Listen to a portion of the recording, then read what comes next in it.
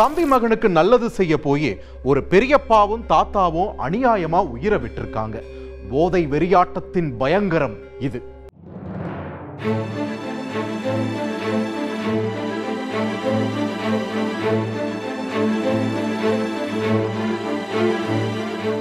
செங்கல்பட்டு மாவட்டம் சென்னேரி அடுத்துள்ளது மதுரா கருப்பேரி பகுதி.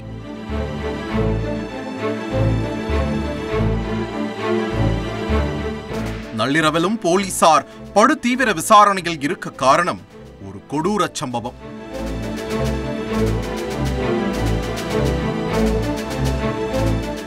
ஒருவர் ஓட ஓட வெட்டி கொலை செய்யப்பட்டிருக்கிறார்.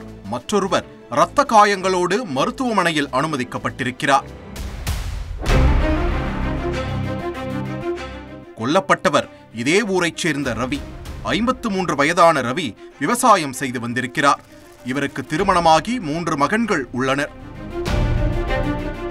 அதில் ஒருவருக்கு திருமணம் முடிந்த நிலையில் மற்ற 2 மகன்களும் கல்யாண வயதை எட்டியிருக்கிறார்கள். ரவியின் தந்தை பெயர் நரசிம்மன். 77 வயதாகிறது. தனியே இருக்கும் இந்த சிறிய வீட்டில் வசித்து வந்திருக்கிறார் நரசிம்மன். ரவிதான் தந்தைக்கு தேவையான பணிவிடைகளை செய்து கவனித்திருக்கிறார். இந்த நிலையில்தான் சம்பவத்தன்று வழக்கம் போல ரவி தனது தந்தைக்கு சாப்பாடு எடுத்து வந்திருக்கிறார். அப்போது அங்கு வந்த ஒரு மர்ம நபர் ரவியை சரமாரியாக கத்தியால் வெட்டியிருக்கிறார்.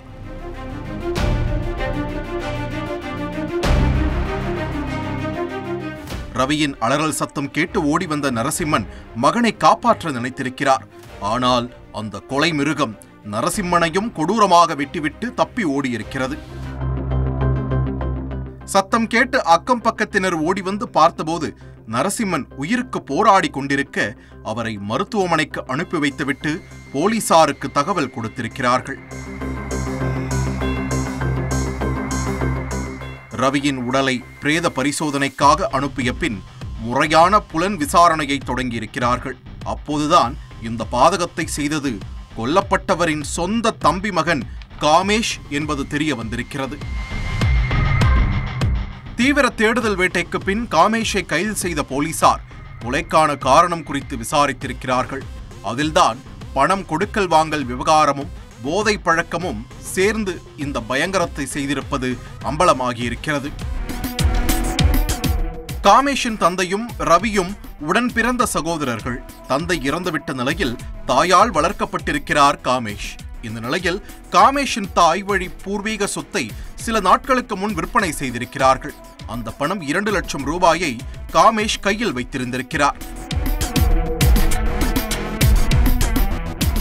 18 வயதான காமேஷ் பணத்தை ஊதாரியாக செலவு செய்து விடுவார் என்பதால் பெரியப்பாவான ரவி அந்த பணத்தை வாங்கி பத்திரப்படுத்தியிருக்கிறார். 2 வருடங்கள் கழித்து பணத்தை திரும்ப வாங்கிக் கொள் என்றும் கூறியிருக்கிறார். ஒருவேளை பணத்தை கொடுக்காமல் போனால் ரவியின் சொத்துகள் காமேஷுக்கு சொந்தம் என பத்திரத்தில் எழுதி கொடுத்திருக்கிறார். ஆனால் சமீப காலமாக காமேஷ் குடிக்க அடிமையாகி பாட்டில் ராதாவாக பரிணமித்திருக்கிறார். இதனால் அடிக்கடி ரவியிடம் சென்று பணத்தை கேட்டு தகராறு செய்திருக்கிறார். அதோடு ரவியின் வீட்டில் இருக்கும் பொருட்களை திருடிச் சென்று காய்லாங்கடையில் விற்று அந்த பணத்தில் குடிப்பதை வழக்கமாக வைத்திருக்கிறார். ஆனாலும் சொந்த தம்பியின் மகன் என்ற ஒரே காரணத்தால் காமேஷின் இந்த சல்லித்தனங்களை ரவியும் அவரது மகன்களும் சகித்துக் கொண்டிருக்கிறார்கள். ஆனால் காமேஷின் மனதில் கொலைவெறி முளைவிட்டிருப்பது யாருக்கும் தெரியாது.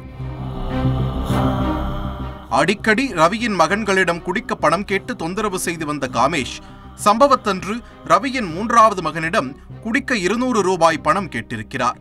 பணத்தை கையில் வாங்கியதுமே நான் குடித்துவிட்டு வந்து உன்னை வெட்டுவேன், உன் அப்பாவையும் வெட்டுவேன் என மிரட்டியிருக்கிறார். ஆனால் அதை அரைபோதை உளறல் என நினைத்த ரவியின் மகன் அஜாக்கிரதையாக கடந்து போயிருக்கிறார். ஆனால் காமேஷ் சொன்னதை போலவே போதையை ஏற்றிக்கொண்டு கத்தியும் கையுமாக ரவியை தேடி வந்திருக்கிறார். அவர் நரசிம்மனுக்கு சாப்பாடு கொடுக்க செல்லவே அவரது வீட்டிற்கு போய் ரவியை கொலை செய்திருக்கிறார். தடுக்க வந்த தாத்தாவையும் வெட்டி வீசியிருக்கிறார். மருத்துவமனையில் சிகிச்சையில் இருந்த நரசிம்மனும் பரிதாபமாக இறந்து போயிருக்கிறார். இந்த இரட்டை கொலை சம்பவம் குறித்து வழக்கு பதிவு செய்த போலீசார் காமேஷை கைது செய்து சிறையில் அடைத்திருக்கிறார்கள். வாழ வேண்டிய வயதில் போதையால் வாழ்க்கையை தொலைத்துவிட்டு சிறைக்கு சென்றிருக்கிறார் காமேஷ். செய்திகளை உடனுக்குடன் தெரிந்து கொள்ள உடனே சப்ஸ்கிரைப் பண்ணுங்க.